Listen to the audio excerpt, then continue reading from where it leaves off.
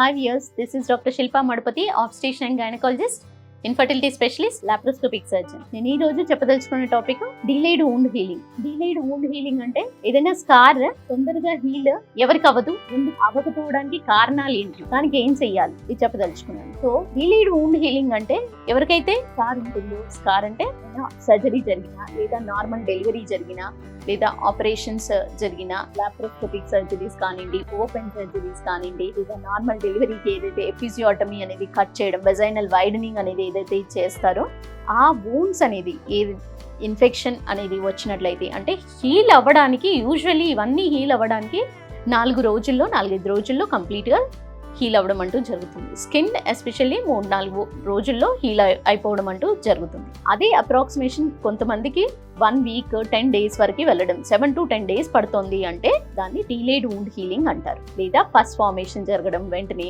3-4 రోజుల్లో ఎప్పుడైతే డ్రెస్సింగ్ అంటూ రీడ్రెస్సింగ్, ఫస్ట్ డ్రెస్సింగ్ అంటూ చేయడం జరుగుతుందో ఆ టైంలోనే పస్ ఫార్మేషన్ రావడము, హెల్తీ టిష్యూ లేకపోవడం కానివ్వండి, అది వెజైనల్ ఏరియా కానివ్వండి, లాప్రోస్కోపిక్ మెథడ్లో కానివ్వండి, లేదా ఓపెన్ సర్జరీస్లో కానీ డిలేడ్ వూండ్ హీలింగ్ లో వచ్చేసి ఫస్ట్ వెజైనల్ డెలివరీ జరిగిన వాళ్ళు ఎపిజియోటమీ అంటే వెజైనల్ వైడనింగ్ కి ఏదైతే కట్ చేస్తారో రైట్ మిడియోలేటరల్ ఎపిజియోటమీ కానివ్వండి, లెఫ్ట్ సైడ్ కానివ్వండి, ఈ ఎపిజియోటమీ సూచర్స్ అనేది ఒక్కోసారి యూజువల్లీ ఏంటి 4-5 డేస్లో హీలింగ్ అంటూ అయిపోవాలి.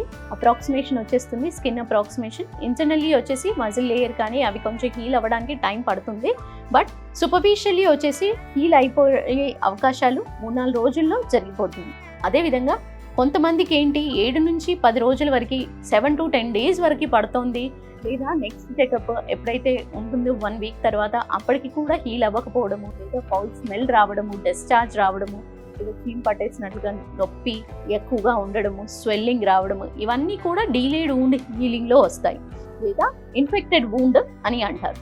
ఈ ఇన్ఫెక్టెడ్ వూండ్ కి కనుక రీడ్రెస్సింగ్ చేస్తూ మాటిమాటికి డ్రెస్సింగ్ మారుస్తూ ఉండడం, లేదా యాంటీబయోటిక్స్ అనేది హయ్యర్ యాంటీబయోటిక్స్ పెట్టాల్సిన అవసరం పడడము, ఇవన్నీ జరుగుతుంది. సో వీళ్ళందరికీ కూడా యూజువల్లీ మోస్ట్ కామన్ ఎవరికైతే వూండ్ హీలింగ్ తొందరగా జరగదో వాళ్ళల్లో ఎక్కువగా చూసేది హిమోగ్లోబిన్ శాతం. అమౌంట్ ఆఫ్ బ్లడ్ లాస్ ఎక్కువగా పోయినప్పుడు డెలివరీ టైంలో కానివ్వండి, ఆపరేషన్ టైంలో కానివ్వండి, ఎవరికైతే హిమోగ్లోబిన్ శాతం తక్కువ ఉంటుందో, ఐరన్ కంటెంట్ అనేది తక్కువ ఉంటుందో, ఎవరికైతే ఇమ్యూనిటీ అనేది సరిగ్గా ఉండదు, అంటే కాంప్లికేటెడ్ ప్రెగ్నెన్సీస్ లేదా డయాబెటీస్ ఉన్న, హైపర్ టెన్షన్ ఉన్న పేషెంట్స్ కానివ్వండి, అనీమియా ఇన్ ప్రెగ్నెన్సీ, ఓవరాల్గా కాంప్లికేటెడ్ ప్రెగ్నెన్సీ ఉన్న వాళ్ళకి తట్టుకునే శక్తి అనేది తక్కువగా ఉంటుంది. సో వాళ్ళ వూండ్ హీలింగ్ అనేది తొందరగా జరగదు. So infection, sepsis, wound sepsis జరిగే అవకాశాలు వాళ్ళకి ఎక్కువగా ఉంటాయి. అండ్ అన్కంట్రోల్డ్ డయాబెటీస్ ఉన్న వాళ్ళకి కూడా ఎక్కువగా అవకాశాలు ఉంటాయి. సో ఈ డిలేడ్ వూండ్ హీలింగ్ కన్ఫర్మేషన్ అనేది 7 నుంచి 10 రోజుల వరకు చూసుకున్న తర్వాత వాళ్ళకి ఎవ్రీ ఆల్టర్నేట్ డే డ్రెస్సింగ్ అంటూ చేయడం జరుగుతుంది. ఈ ఎవ్రీ ఆల్టర్నేట్ డే డ్రెస్సింగ్ చేస్తూ ఉన్నప్పుడు కొన్ని ఆయింట్మెంట్స్ వాడడము, లేదా యాంటీబయోటిక్ చేంజ్ చేస్తూ ఉండడము, ఆ సెప్సిస్ ఏదైనా లాగా వస్తున్నట్టయితే అది తీసి కల్చర్ టెస్ట్కి పంపించడము, కల్చర్ టెస్ట్ రిపోర్ట్స్ ప్రకారం యాంటీబయోటిక్స్ ఇవ్వడము, ఇవన్నీ జరుగుతుంది. సో ఇవన్నీ చేసినప్పుడు కూడా అట్లీస్ట్ 14 డేస్లో అయితే కంప్లీట్ హీలింగ్ అనేది జరగాలి. ఒకవేళ 10 డేస్ లోపు అసలు ఎక్కువగా వూండ్ గేపింగ్ని బట్టి, అంటే వూండ్ హీల్ అవ్వకుండా ఓపెన్గా ఉండి లోపల నుంచి పస్ ఫార్మేషన్ వస్తున్నా, హెల్తీ టిష్యూ లేకపోయినా, ఎక్కువ లెంత్ ఉన్నట్టయితే డెఫినెట్లీ వాళ్ళకి రీడ్రెస్సింగ్ ఒకటి సరిపోదు. రీడ్రెస్సింగ్ కాకుండా వాళ్ళకి రీసూచరింగ్ అంటే మళ్ళీ కుట్లు వేయాల్సిన అవసరం ఎంతైనా పడుతుంది.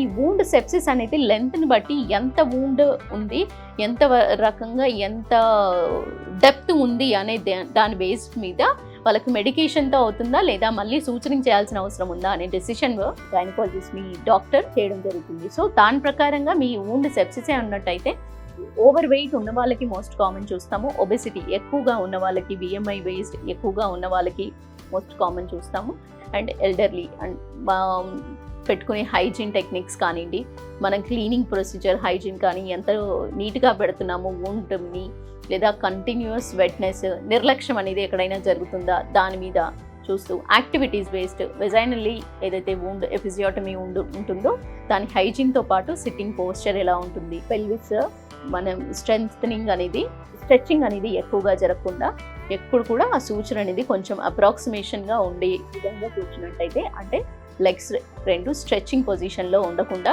కూర్చున్నట్టయితే ఈ ఫీడింగ్ చేసే టైంలో కానీ ఈ రకమైన పద్ధతులు కానీ ఈ రకమైన జాగ్రత్తలు తీసుకున్నట్టయితే వూండ్ సెప్సిస్ వెజైనల్ సెప్సిస్ జరగకుండా ఉంటుంది, వెజైనల్ వూండ్ కూడా ఈజీగా హీల్ అవుతుంది.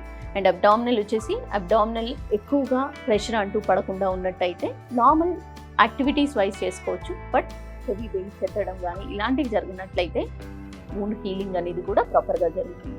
దీంతో పాటు మల్టీవిటమిన్స్ కానివ్వండి, హిమోగ్లోబిన్ శాతం మంచిగా ఇంప్రూవ్మెంట్ ఉండడానికి ఐరన్ సప్లిమెంట్స్ కానీ కాల్షియం సప్లిమెంట్స్ కానీ సరిగ్గా తీసుకున్నట్టయితే కూడా ఇవన్నీ కూడా వూండ్ హీలింగ్కి హెల్ప్ చేస్తాయి. సో ఈ రకమైన జాగ్రత్తలు మీ డాక్టర్ చెప్పినట్లుగా పాటించినట్టయితే సెప్సిస్ అవ్వకుండా ఎర్లీ రికవరీ చూస్తారు. అండ్ దానివల్ల ఫర్దర్ నెక్స్ట్ ప్రెగ్నెన్సీ కానీ నెక్స్ట్ వచ్చే ప్రాబ్లమ్స్ కానీ రాకుండా బయటపడగలుగుతారు. థ్యాంక్ యూ అండి. నమస్తే.